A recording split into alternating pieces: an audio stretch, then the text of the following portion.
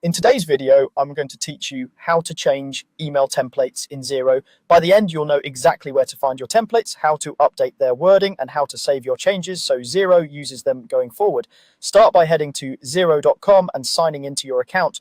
Once you're on the dashboard, look to the top left corner for your organization's name. Click the drop-down arrow there to confirm you're in the correct organization if you have access to more than one. This helps you avoid editing templates for the wrong business. From there, choose Settings. Depending on your user role, you might need the right permissions to see all options. If you don't see what we're about to open, check with your organization's administrator. Inside Settings, select Email Settings. This area controls the messages Xero sends on your behalf, like invoices, quotes, and statements. Within Email Settings, click Templates. You'll see a list of the standard messages that go out for different situations. Pick the specific template you want to change and click it to open the editor. The template names usually hint at when each one is used, which makes it easier to choose the right message for your workflow.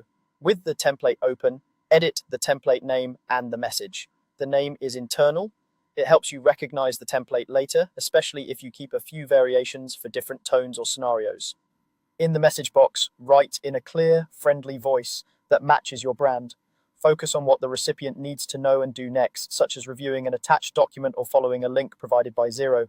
Be careful with placeholders, those short codes you may see wrapped in brackets or curly braces.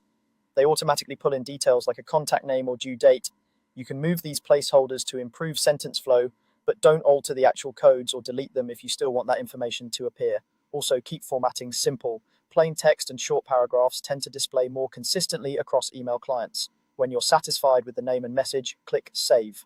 Your changes will be stored and used the next time that specific template is triggered. If you notice something you want to refine later, just return to the same place and update the name or message again. Edits you make here apply to future emails going out from Xero. That's it. You've navigated from your organization menu into Settings, then Email Settings, Templates, and you've updated and saved the template's name and message. Thanks for watching, and great job customizing your Xero emails.